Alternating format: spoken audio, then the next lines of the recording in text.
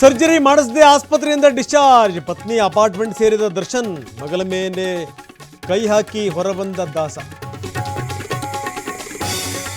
ಕೋರ್ಟ್ಗೆ ಹೋಗುವಾಗ ಸಹಜ ನಡಿಗೆ, ಡಿಸ್ಚಾರ್ಜ್ ಆಗುವಾಗ ಕುಂಟುತ್ತಾ ಬಂದ ದರ್ಶನ್. ಬೆನ್ನು ನೋವಿನ ಬಗ್ಗೆಯೇ ಶುರುವಾಯಿತು ಅನುಮಾನ.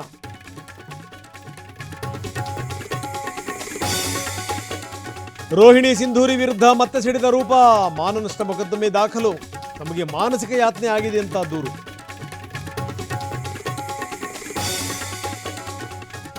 ವಿಧಾನಸಭೆಯಲ್ಲಿ ಬಾಣಂತಿಯರ ಸಾವಿನ ವಿಚಾರದ ಗದ್ದಲ. ಆರೋಗ್ಯ ಸಚಿವರ ರಾಜೀನಾಮೆಗೆ ವಿಪಕ್ಷ ಆಗ್ರಹ. ಕಾಂಗ್ರೆಸ್ ಸದಸ್ಯರಿಂದ ಆಕ್ಷೇಪ. ಪರಿಷತ್ ಕಲಾಪಕ್ಕೆ 1.5 ಗಂಟೆ ತಡವಾಗಿ ಬಂದ ಸಭಾಪತಿ. ಮಾಹಿತಿ ನೀಡಿಲ್ಲ ಯಾಕೆ ಅಂತ ಬಿಜೆಪಿ ಸದಸ್ಯರ ಆಕ್ಷೇಪ. ಇನ್ನೊಂದು ವಾರ ಸದನ ನಡೆಸಿ ಅಂತ ಆಗ್ರಹ.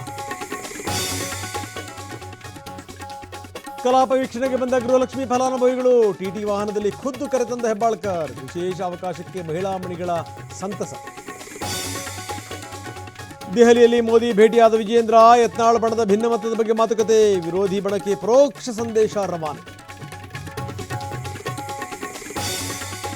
ಮುಡಾ ತನಿಖೆಗೆ ಒತ್ತಡ ಹೇರದಂತೆ ಆಮಿಷ. ಸ್ನೇಹಮಯಿ ಕೃಷ್ಣ ಭೇಟಿಯಾಗಿದ್ದ ಇಬ್ಬರು. ಲೋಕಾಯುಕ್ತಕ್ಕೆ ಸಾಮಾಜಿಕ ಕಾರ್ಯಕರ್ತನ ದೂರು. ಅಂತಾರಾಷ್ಟ್ರೀಯ ಕ್ರಿಕೆಟ್ಗೆ ನಿವೃತ್ತಿ ಘೋಷಣೆ ಮಾಡಿದ ಅಶ್ವಿನ್. 3ನೇ ಟೆಸ್ಟ್ ಡ್ರಾ ಬಳಿಕ ನಿರ್ಧಾರ ಘೋಷಣೆ. IPL ಮಾತ್ರ ಆಡಲು ನಿರ್ಧಾರ.